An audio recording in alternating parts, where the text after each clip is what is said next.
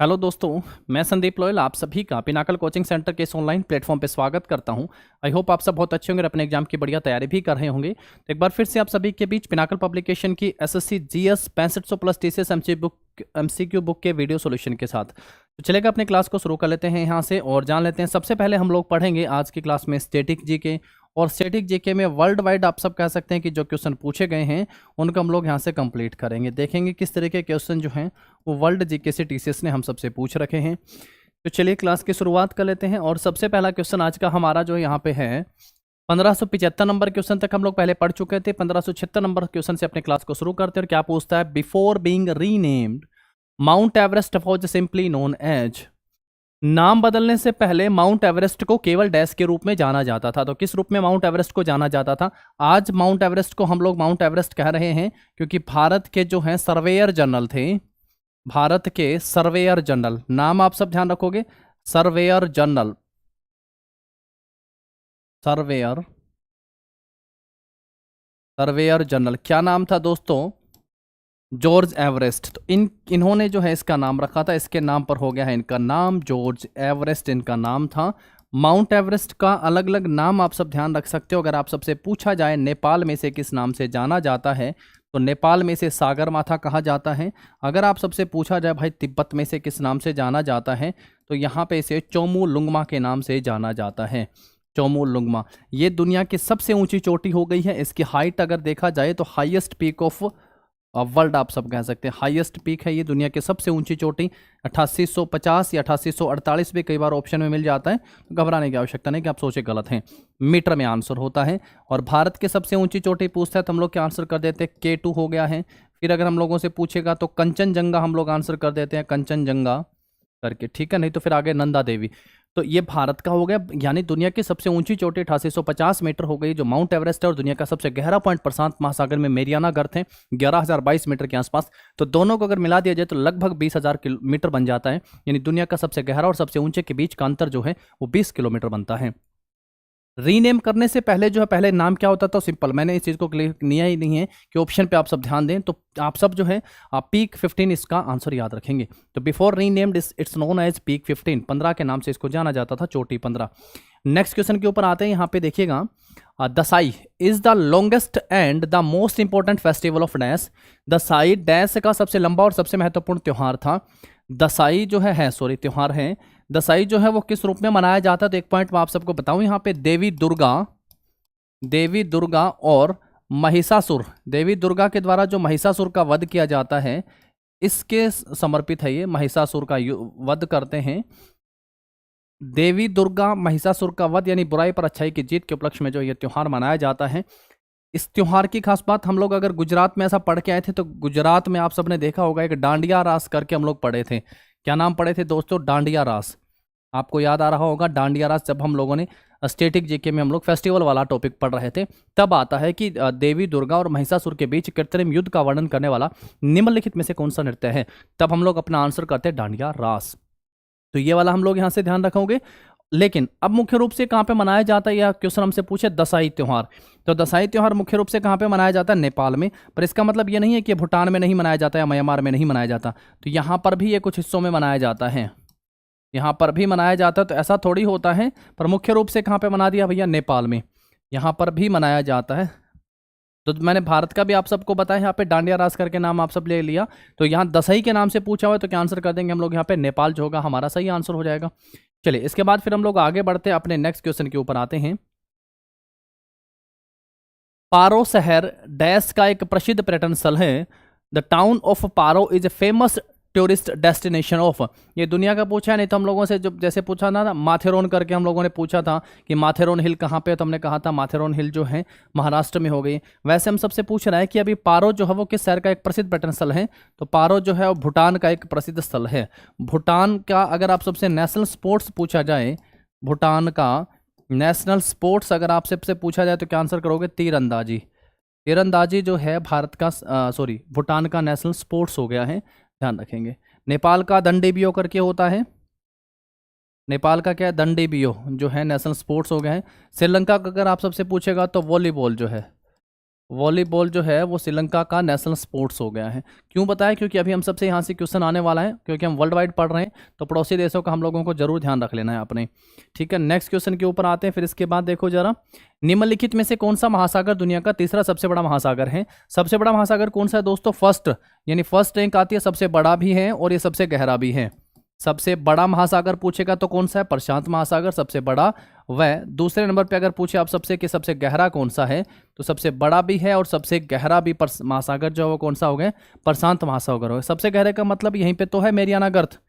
प्रशांत महासागर में पढ़ के आते हैं ना, मेरियाना गर्त 11,000 लिख देता हूँ, ठीक है, 11,000 प्लस मीटर जो है इसकी गहराई है, 11,000 प्लस मेरियाना गर्त। ये फर्स्ट नंबर पे आता है हमारा। दूसरे पे अटलांटिक महासागर आता है। तीसरे नंबर पे जो है हिंद महासागर हो गया है हमारा। तीसरे नंबर पे क्या हो गया दोस्तों? हिंद महासागर हो गया। 20% के आसपास जो है भूतल को ये कवर कर लेता है। तो सही ऑप्शन जो हमारा होगा क्या हो जाएगा यहाँ पे? ऑप्शन बी सही आंसर हो जाएगा। 20% के आसपास ये कवर कर लेते हैं। चलो नेक्स्ट क्वेश्चन के ऊपर आते हैं, फिर हम लोग इसके बाद आगे बढ़ते हैं। देखो जरा क्या लिखता है।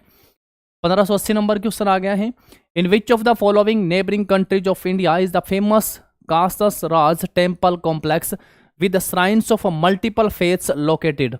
भारत के निम्नलिखित में से किस पड़ोसी देश में प्रसिद्ध कटास राज, क्या लिखा हुआ है? प्रसिद्ध कटास राज मंदिर परिसर कई धर्मों के मंदिरों के साथ प्रसिद्ध हैं?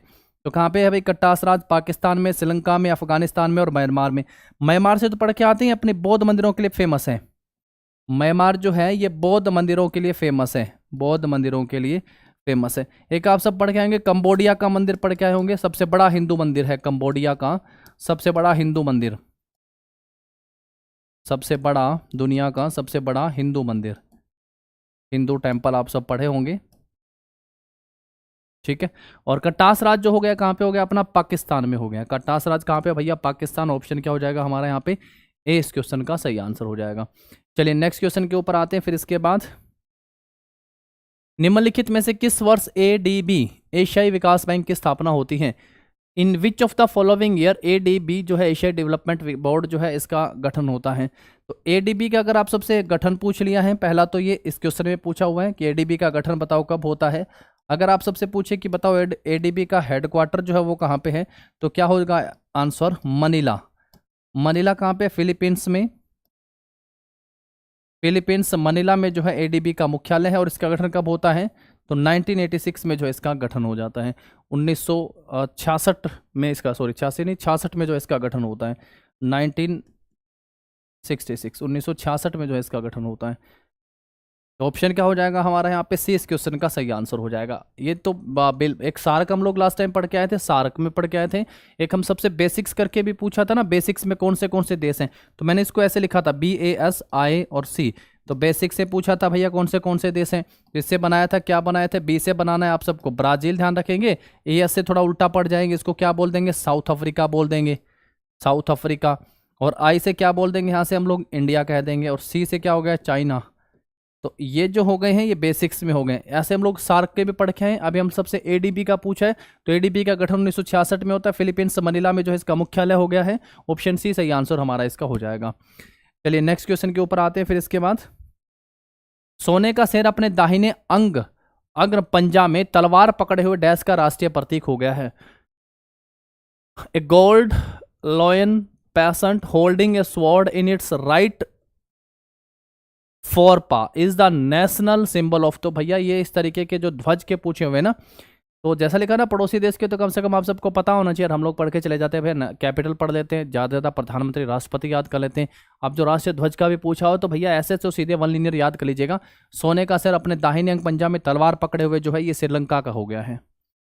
ठीक है, ये श्रीलंका का राष्ट्रीय प्रतीक है। तो ऑप्शन ए जो होगा हमारा इसका सही आंसर हो जाएगा, ऑप्शन ए। चलिए नेक्स्ट क्वेश्चन के ऊपर आते हैं। फिर इसके बाद अंतर्राष्ट्रीय समझौता मॉन्ट्रियल प्रोटोकॉल का संबंध किससे है? The international agreement Montreal protocol is related to, किससे संबंधित है? अंतर्राष्ट्रीय समझौता मॉन्ट्रियल प्रोटोकॉल किससे संबंधित है? पहला वन्यजीव लिखता है, रामसर साइट लिखता है, ओजोन परत लिखता है और विश्व धरोहर स्थल लिखता है। सही आंसर क्या हो गया? ओजोन परत से संबंधित हो गया है। ओजोन परत से मॉन्ट्रियल संबंधित है। ऑप्शन क्या होगा, सी सही आंसर हो जाएगा। मॉन्ट्रियल इससे संबंधित हो गया। ये समझौता कब होता है, तो 1987 आंसर करेंगे। कब का बात है भैया, 1987 का। ओजोन परत के प्रिवेंशन के लिए एक डे भी सेलिब्रेट किया जाता है सितंबर का महीना। अगर आप सब पढ़ के इंपॉर्टेंट डेज आप सबने पढ़े हैं तो वहां पे बताया गया होगा कि 15 सितंबर को इंजीनियर आते हैं।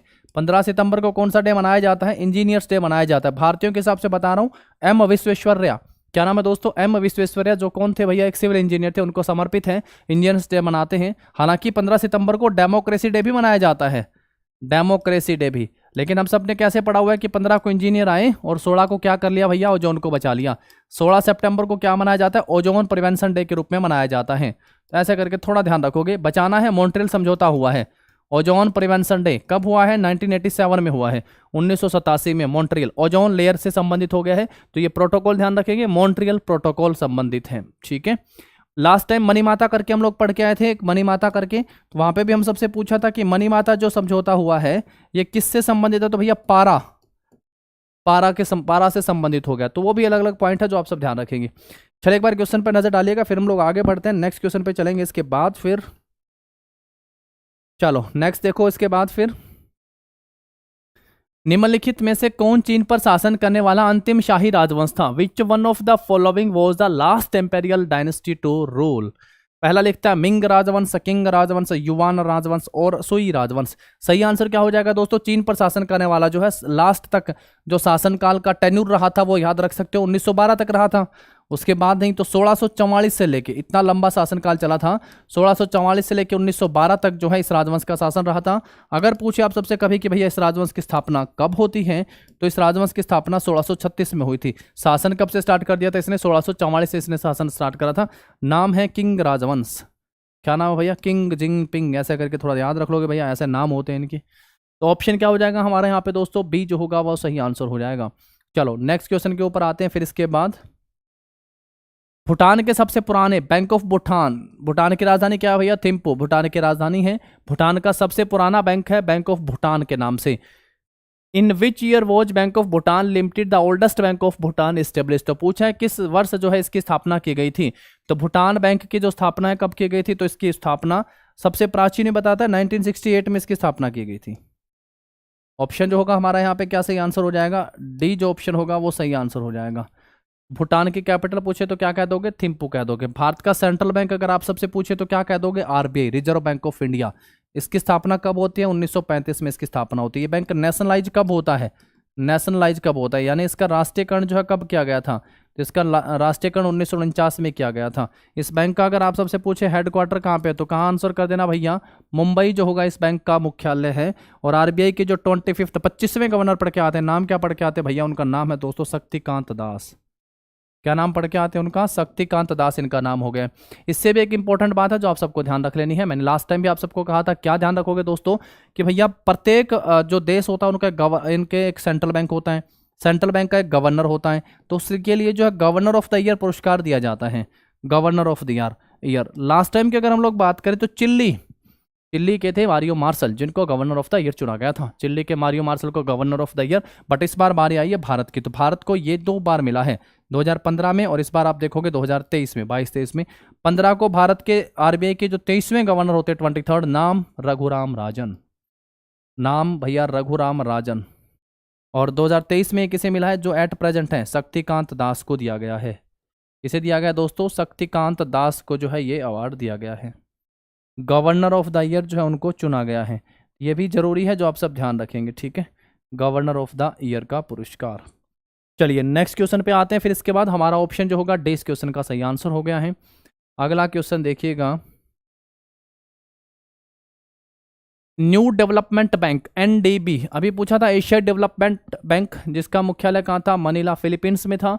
New development bank is a multilateral development bank established in 2014। How many countries are member of NDB, यानी न्यू डेवलपमेंट बैंक के जो हैं वो सदस्य देश कितने हो गए हैं, तो इसके सदस्य देश कितने हो गए, एनडीबी के 5 देश जो इसके सदस्य हो गए हैं। अब 5 अभी हम लोग पढ़ के आए थे, क्या क्या पढ़ के आए थे, एक हम लोगों ने पढ़ा था ब्राजील, जब हम लोग क्या पढ़ के आ रहे थे, बेसिक्स पढ़ के आ रहे थे, है ना, BASIC ये पढ़ रहे थे।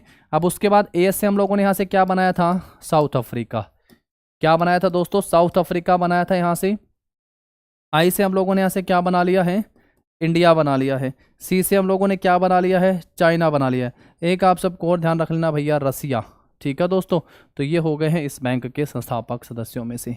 तो कितने ध्यान रख लोगे, ये बेसिक्स के पढ़ोगे, यहीं से एक आप सब उसके आगे रसिया जो है और ऐड कर लोगे, तो ये इसमें हो गए एनडीबी के, न्यू डेवलपमेंट बैंक। ठीक है, चलिए फिर आगे बढ़ते हैं हम लोग, नेक्स्ट क्वेश्चन के ऊपर आते हैं इसके बाद। और इसका मुख्यालय आप सबको पता कहाँ पे है भाई, एनडीबी का मुख्यालय संघाई चाइना में है। कहाँ पे है, संघाई चीन में इसका मुख्यालय। अगर आप सबसे पूछे कि भैया संघाई किस नदी के किनारे है, तो एशिया की सबसे लंबी नदी है यांगसी नदी। क्या नाम है दोस्तों, यांगसी। तो कई बार यांगसी करके लिखा होता है, तो यांगसी नदी जो है वो एशिया की सबसे लंबी नदी है। तो ये चाइना में है और संघाई इसके किनारे है। एशिया की लॉन्गेस्ट रिवर कौन सी है, तो यांगत्से नदी हो गई है। ठीक है दोस्तों, ध्यान रखेंगे। चलिए इसके बाद फिर आगे बढ़ते हैं, अपने नेक्स्ट क्वेश्चन के ऊपर आते हैं हम लोग। बांग्लादेश के ग्रामीण बैंक के संस्थापक कौन थे, who is the founder of the Grameen bank of Bangladesh. Bangladesh के ग्रामीण बैंक के संस्थापक कौन थे, professor Mohammad Gawas, professor Mohammad Zahir, professor Mohammad Shah and professor Mohammad Yunus. तो सही आंसर क्या होगा, प्रोफेसर मोहम्मद यूनिस जो है बांग्लादेश के ग्रामीण बैंक के संस्थापक थे। ऑप्शन क्या होगा, डी सही आंसर होगा। अच्छा भैया, ग्रामीण बैंक की स्थापना इन्होंने करी कब थी, तो इन साहब ने जो है वो स्थापना करी थी सर 1983 में, 1983 में करी थी। ये बहुत इंपॉर्टेंट व्यक्तित्व भैया, बांग्लादेश के ऐसे व्यक्ति जिनको कौन सा पुरस्कार दिया गया था, तो नोबेल का पीस प्राइज भी दिया गया था। कौन सा पुरस्कार दिया गया था, नोबेल प्राइज भी इनको दिया गया था। और नोबेल प्राइज फिर कब दिया गया था दोस्तों, तो 2006 में जो है इनको नोबेल प्राइज दिया गया था। ग्रामीण बैंक की बारी आई तो भैया अपने भारत का भी पढ़ लेते हैं हमसे, कहाँ पर लिखा है ग्रामीण बैंक। तो ग्रामीण बैंक जो है भारत में 2 अक्टूबर 1975 को स्थापित किया गया था। 2 अक्टूबर 1975 को ग्रामीण बैंक की स्थापना भारत में होती है। एक साथ 5 जगह ग्रामीण बैंक खोले गए थे। एक जगह हरियाणा में भिवानी में खोला गया था, राजस्थान में खोला गया था, और एक उत्तर प्रदेश में, और एक मालदा पश्चिम बंगाल में। 2 जगह उत्तर प्रदेश में था, एक पश्चिम बंगाल में, एक राजस्थान में और एक हरियाणा में। 5 जगह ग्रामीण बैंक खोले गए थे। और भारत का ऐसा राज्य बताओ जिसमें एक भी ग्रामीण बैंक नहीं है, जिसमें क्या लिखेंगे, ग्रामीण बैंक नहीं है। तो वो राज्य होगा ग्रामीण बैंक जिसमें नहीं है, जिसमें क्या नहीं है भैया, जो कंप्लीटली हम लोग बोल देंगे जिसमें शहरीकरण है। नाम है गोवा। क्या नाम है दोस्तों, गोवा। ध्यान रखोगे। और गोवा के साथ अगर आपका मन कर रहा है तो आप सिक्किम को भी याद कर लो, ठीक है, नहीं तो गोवा तो आप सबको ध्यान रख लें। नाम है प्रोफेसर मोहम्मद यूनुस। किसकी स्थापना करते हैं भैया, बैंक ऑफ बांग्लादेश की स्थापना करते हैं। कौन सा नंबर का, ग्रामीण बैंक वाला। कब करते हैं, 1983 में करते हैं। इनको नोबेल प्राइज कब दिया गया था, 2006 में दिया गया था। बांग्लादेश के जनक और बांग्लादेश के पहले राष्ट्रपति के रूप में जाना जाता है शेख मुजीबुर रहमान। नाम तो सुना है, शेख मुजीबुर रहमान के ऊपर फिल्म बनाई जा रही है, भारतीय फिल्म बना रहे हैं। और डायरेक्टर थे, अभी हाल ही में उनकी मृत्यु भी हो गई है। जो इसके डायरेक्टर हैं मूवी के, जो बांग्लादेश के शेख मुजीबुर रहमान जो जनक कहलाते हैं, बांग्लादेश के गांधी कहलाते हैं, बांग्लादेश के राष्ट्रपिता कहलाते हैं।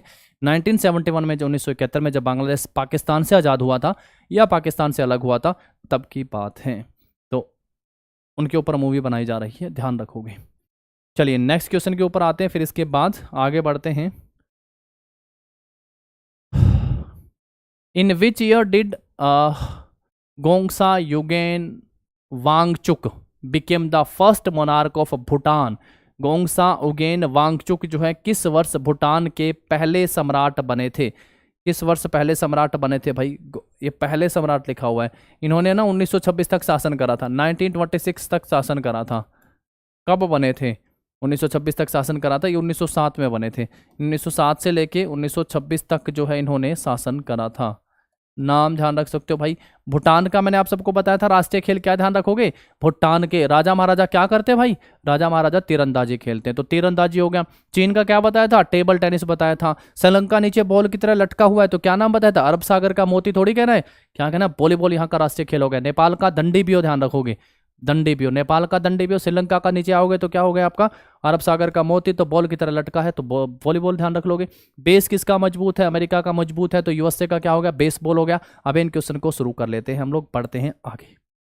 देखो, Bangladesh was a part of Pakistan from, Bangladesh कब तक जो है पाकिस्तान का हिस्सा रहा था, अभी बताया ना 1971 तक रहा था। आज़ादी के बाद से इसे पूर्वी पाकिस्तान के नाम से जाना जाता था। क्या कहते थे भैया, पूर्वी पाकिस्तान के नाम से जाना जाता था 1971 में। आप सबको याद होगा 1971 में जो है भारत पाकिस्तान का युद्ध भी होता है, ये भी ध्यान रख सकते हो। और यहीं से ही जो है बांग्लादेश की मुक्ति भी हो जाती है, यानी बांग्लादेश जो है यूँ कहते हैं कि पाकिस्तान से आज़ाद हो जाता है या पाकिस्तान से अलग हो जाता है 1971 में, 1971 में। बांग्लादेश के जनक और पहले राष्ट्रपति के रूप में किसका नाम याद रखेंगे? शेख मुजीबुर रहमान का नाम ध्यान रखना है आप सबको। चलो फिर आगे बढ़ते हैं, अपने नेक्स्ट क्वेश्चन के ऊपर आते हैं। इसके बाद निम्नलिखित में से कौन सी एशिया की सबसे बड़ी घाटी है? एशिया की सबसे बड़ी घाटी अल्लाई घाटी, भैया डांग घाटी। विच one of the following is the largest valley in Asia? तो क्या हो जाएगा सही आंसर भाई हमारा यहाँ पे?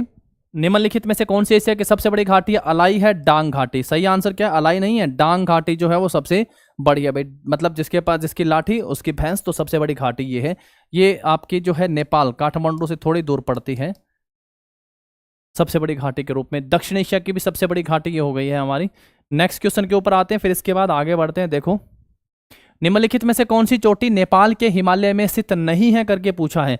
नहीं है करके पूछ रहा है भाई आपसे, कौन सी चोटी जो है वो नहीं है। Which among the following peak is not located in Nepal Himalaya? जो नेपाल हिमालय ऊपर से इस तरीके से जब हम लोग बना के आते हैं Himalaya,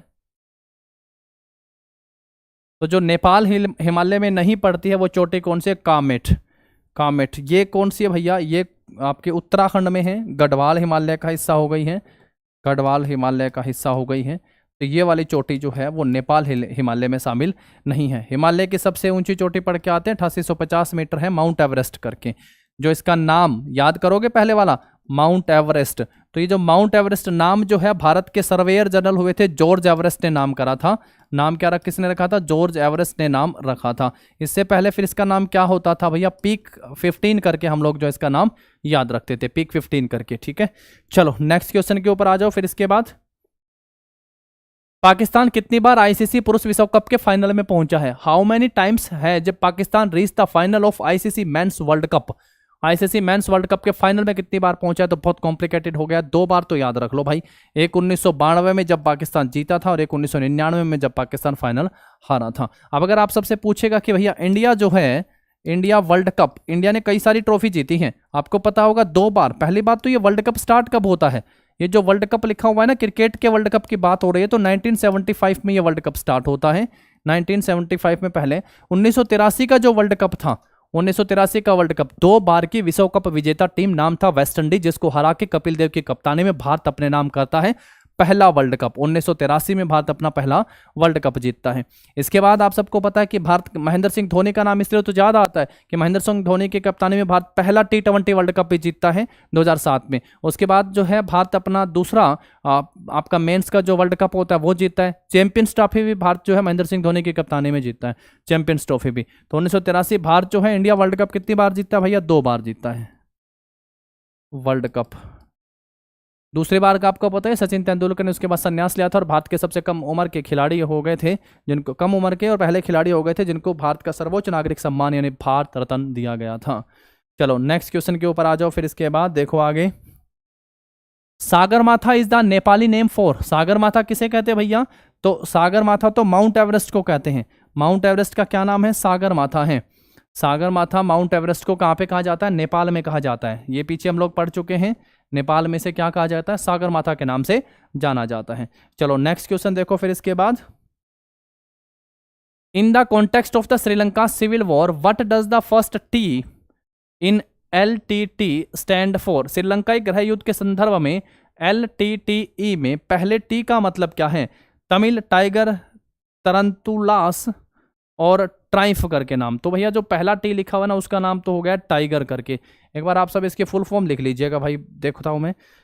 liberation tiger of Tamil Eelam करके, liberation of tiger Tamil Eelam करके जो है, आप सब इसकी फुल फॉर्म ध्यान रखिएगा, ठीक है। तो ये LTT की फुल फॉर्म हो गई है। तो श्रीलंकाई गृह युद्ध में जो है पहले टी का मतलब तो इन्होंने टाइगर बता दिया है, तो ऑप्शन ए होगा। ऐसी चीज़ें जो होती है भैया ये तो कॉम्प्लिकेटेड ही होती हैं, इनका कोई वो नहीं होता कि हम सब सोचें क्या क्या पढ़ लेंगे वहाँ से। लेकिन गृह युद्ध हुआ है जो पूछा है, सबसे पहला टास्क तो यही है ना, जो TCS ने एग्जाम में पूछा है उसको जरूर हम लोग यहाँ से कवर कर लें। थोड़ा सा आइडिया हम लोगों को यहाँ से मिल जाता है कि भाई देखो कैसे कैसे क्वेश्चन जो हम सबसे पूछे जा रहे हैं, ठीक है। चलिए नेक्स्ट क्वेश्चन पे चलते हैं इसके बाद फिर।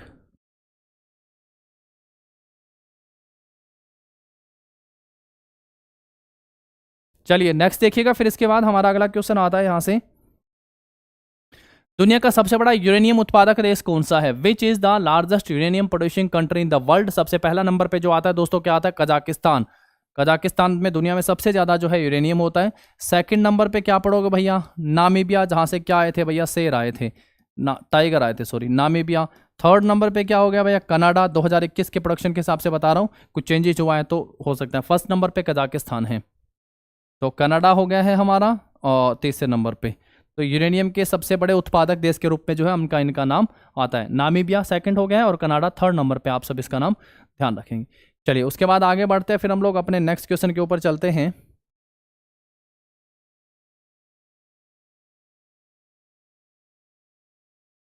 यूरेनियम भंडार में से एक माना जाता है, निम्नलिखित में से किस राज्य में स्थित है? तुम्मालपल्ले। तुम्मालपल्ले जो है विश्व में सबसे बड़े यूरेनियम भंडार में से एक माना जाता है। ये भारत के किस राज्य में स्थित है? कर्नाटक में, तमिलनाडु में, तेलंगाना में या फिर आंध्र प्रदेश में? तो तुम्मालपल्ले जो है ये कहाँ पे स्थित है दोस्तों? ये आंध्र प्रदेश में स्थित है। यहाँ पे भी यूरेनियम है, तो ऑप्शन जो होगा हमारा यहाँ पे क्या सही आंसर हो जाएगा? डी। नाम जरूर ध्यान रख लेना, तुम्मालपल्ले। तुम्मालपल्ले कहाँ पे है? ये आंध्र प्रदेश में। विश्व में सबसे बड़े यूरेनियम भंडारों में से एक ये माना जाता है, ये जरूर ध्यान रखिएगा। चलिए नेक्स्ट क्वेश्चन के ऊपर आते हैं, फिर इसके बाद world largest field hockey stadium based on the sitting capacity is located in which country? बैठने की क्षमता के आधार पर विश्व का सबसे बड़ा फील्ड हॉकी स्टेडियम कहां पर है? अब देखिएगा, तो विश्व का पूछा हुआ है, विश्व का सबसे बड़ा फील्ड हॉकी स्टेडियम आप सबसे पूछा कहां पे है? ये पाकिस्तान में है, गद्दाफी स्टेडियम है। सही आंसर क्या हो जाएगा? पाकिस्तान। लेकिन भैया भारत का सबसे बड़ा स्टेडियम जो बन रहा है, हॉकी का बन रहा है, भारत का सबसे बड़ा स्टेडियम कहां पे? राउरकेला। ये राउरकेला कहां पे? आप सब जानते हैं कि उड़ीसा में ही हॉकी का सब कुछ खेल होता है। उड़ीसा ने जो है हॉकी, क्योंकि असल में भारत का नेशनल गेम क्या है? हॉकी है, तो बहुत बड़े लेवल पे लेके जा रहा है, बहुत बड़े। यहाँ पे वर्ल्ड कप का आयोजन भी किया गया था, तो वर्ल्ड कप का आयोजन भी यहाँ पे होता है। तो सही आंसर हमारा क्या हो जाएगा? गद्दाफी स्टेडियम पाकिस्तान में जो है बैठने की क्षमता के आधार पर विश्व का सबसे बड़ा फील्ड हॉकी स्टेडियम हो गया है। और भारत का जो बनने जा रहा है वो राउरकेला उड़ीसा में जो है सबसे बड़ा स्टेडियम बनने जा रहा है। तो दोनों ही बातें आप सब ध्यान रखें, कहीं आप सबसे पूछे कि बताइएगा भारत का सबसे बड़ा बैठने की क्षमता के हिसाब से जो है सबसे बड़ा स्टेडियम हॉकी का कौन सा बनेगा? तो राउरकेला। ये कहाँ पे हो गया? उड़ीसा में हो गया है। चलिए नेक्स्ट क्वेश्चन के ऊपर आते हैं, फिर इसके बाद नई दिल्ली के लोटस टेम्पल का डिजाइन डैश के वास्तुकार ने बनाया था? लोटस टेम्पल, पहला तो नाम ये ध्यान रखेंगे भैया। दो तीन क्वेश्चन यहां से बनते हैं। एक तो अगर आप सबसे पूछे कि लोटस टेम्पल कहां पे है, तो आप सब आंसर ध्यान रखेंगे, नई दिल्ली में है। नई दिल्ली में है लोटस टेम्पल। उसके बाद जो अगर आप सबसे पूछेगा कि इसके आर्किटेक्चर कौन था, अगर आप सबसे पूछे कि इसका आर्किटेक्चर जो है कौन था, तो फरीबोर्ज करके नाम है, वो ध्यान रखोगे। फरीबोर्ज साहबा करके नाम है, ये जरूर ध्यान रख लेना है।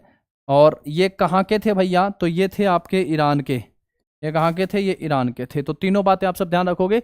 लोटस टेम्पल का डिजाइन बनाने वाले वास्तुकार जो हैं ये कहाँ से थे? तो ये ईरान से थे। फरीबोर्ज साहबा करके इनका नाम भी आप सब ध्यान रख सकते हैं। चलिए नेक्स्ट क्वेश्चन के ऊपर आते हैं, फिर इसके बाद 2004 में हिंद महासागर में, हालांकि एक ऐसा क्वेश्चन पहले पूछा गया था, 2004 में हिंद महासागर में आई सुनामी की तीव्रता जो है वो क्या थी? What was the magnitude of the Indian Ocean tsunami in 2004? जब 2004 में सुनामी आई तो आप सबने पता है क्वेश्चन क्या पूछा हुआ है पहले कि भैया सबसे ज्यादा नुकसान किसे हुआ था?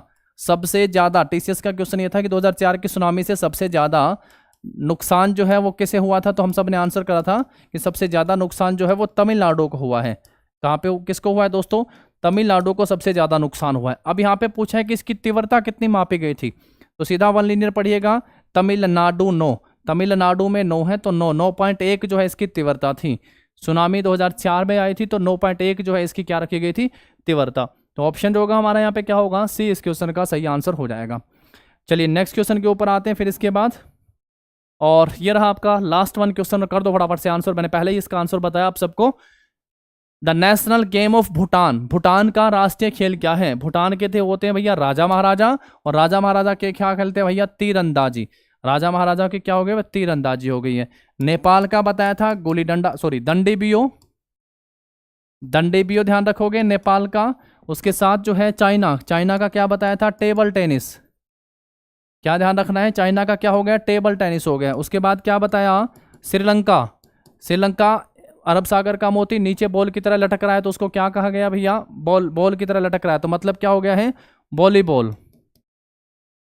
वॉलीबॉल ध्यान रखेंगे श्रीलंका में। उसके साथ देखोगे यूएसए का बेस बड़ा मजबूत है, तो बेसबॉल। यूएसए का क्या हो गया भाई, बेसबॉल जो है यूएसए का राष्ट्रीय खेल हो गया है। चाइना का, इंडिया पाकिस्तान का क्या हो गया है, हॉकी।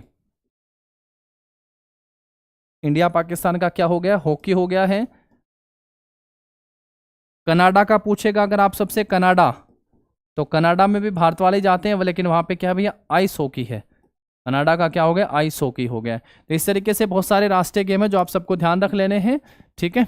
चलिए मिलते हैं नेक्स्ट क्लास में, तब तक के लिए पढ़ते रहिएगा, देखते रहिएगा। आप सबको आपके एग्जाम के लिए best wishes. Thank you so much, मिलते हैं नेक्स्ट क्लास में।